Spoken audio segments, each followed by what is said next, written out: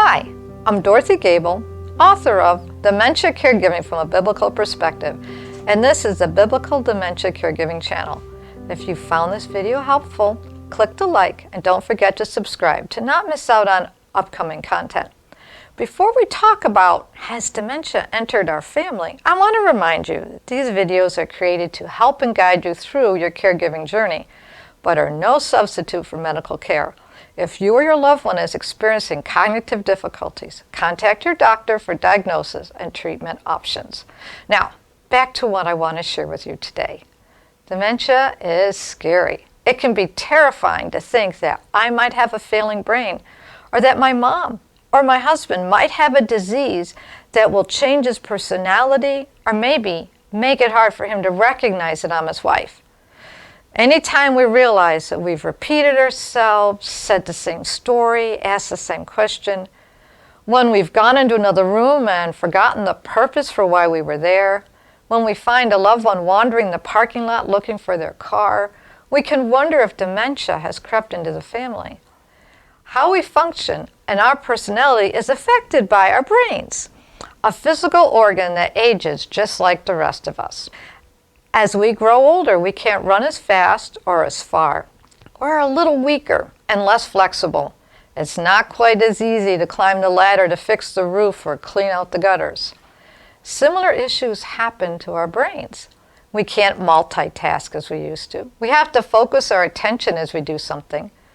We might need more reminders and aids to get through our days, but we can still manage our own affairs and take care of ourselves. This is called normal brain aging. As I tried to help my mother live with dementia, it felt as if I had been trapped in a maze. When I would visit my mom at her assisted living facility, it felt as if I were Alice in Wonderland going down the rabbit hole. As if my mother lived in a different world. I had to remind myself that I was entering her world and leaving mine. So, if our brains seem to be hiccuping, are not as flexible, tire more easily, can we have a clue whether it's aging or early dementia? First, dementia is a symptom caused by many types of diseases that impair our loved one's ability to function in life. They attack our brain. There will be more about what dementia looks like in later videos. Today, we're going to focus on trying to tease out whether dementia might be developing. If our loved one has cognitive issues that are becoming apparent and making it harder to do daily tasks, then it's time to visit a doctor. My sister-in-law, Jude Gilbert, helped me visualize this journey. As our brain ages, the cells shrink. They cannot process or function as effectively as before. This results in having problems focusing attention, making good decisions, or having senior moments, such as forgetting a friend's name, having to search for nouns while we're talking. We might have to take more time to accomplish a task. As our mental processes slow down, we might have to retrace our steps to remember why we had walked into that room. Sometimes depression can create these symptoms. First, we have to recall how our loved one has been over the years. For example, I have a terrible sense of direction. If I don't pay attention to where I've parked, I might have trouble finding my car, particularly if it's hiding behind a large truck or van. Getting lost in new areas is something I regularly have to work through. I love my GPS and depend on it sometimes. But getting lost on the way to my favorite grocery store, that would be a warning that I might be developing dementia. However, if someone who had never or rarely been lost begins having trouble finding their way, dementia might be present. Another indication is our loved one's ability to manage their own affairs. For example, is my mom having problems balancing her checkbook? Being taken in by scams more than before? Has there been a sudden change in her cognitive abilities, such as being able to carry on in-depth conversations? If the answers are yes, our loved one might be dealing with more than normal brain aging if the symptoms persist. For example, delirium might look like dementia in the case of an illness such as a UTI, urinary tract infection, or if they have a fever.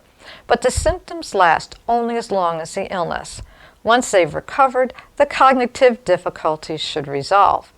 However, if symptoms persist, this is a time to encourage your loved one to see a doctor, as they might have a treatable condition. A doctor can administer a simple in-office test to establish a baseline cognitive level that can be tracked over time. This is a good idea for us to request as we begin to age. I've already done mine already. Or our loved one might have mild cognitive impairment, also called MCI. With MCI, there are some cognitive difficulties, but they are mild enough not to interfere with managing daily life. We might need a little help with more complex tasks, but we can still cook meals, pay the bills, keep our appointments. So far, research has found about half of those with MCI do not progress to dementia.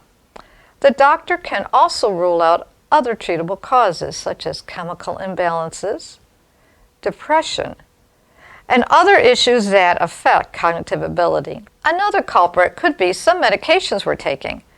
My father-in-law became confused to the point where he could no longer play games with us on the Saturday evenings. My mother-in-law went through his medications and found that some of them created mental confusion. Working with their doctor, they eliminated some and adjusted the dosages on others. Overnight, he was back playing games with a smile on his face. At this time, the process of ruling out other diseases or imbalances is the only way to discover what diseases might be causing cognitive issues. There is no one blood test or imaging scan that can diagnose a disease that causes dementia. It's discovered by ruling out other causes and by studying the emerging dementia symptoms. So, patiently work with a medical team who will take your loved one's symptoms seriously and are willing to step through this process. Unfortunately, some have been misdiagnosed or their concerns dismissed. Don't give up.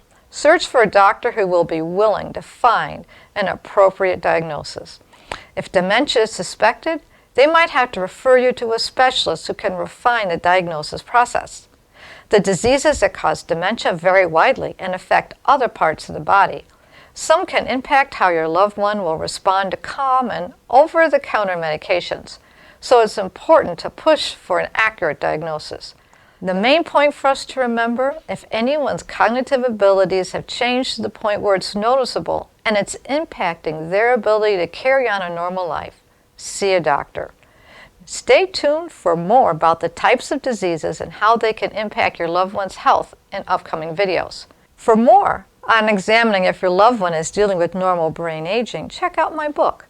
The first chapter deals with sifting through whether it's aging or dementia. My book, Dementia Caregiving from a Biblical Perspective, Your Guide for the Journey, is available on Amazon, Barnes & Noble, Books A Million, ChristianBooks.com, and Westbound Press. I have a Facebook page with the same name as this channel, Biblical Dementia Care. If you found this video helpful, please click the like and don't forget to subscribe. And by the way, these videos are made possible thanks to my videographer and producer, my husband Ralph Gable, creator of Electronics for the Inquisitive Experimenter. Thanks for watching.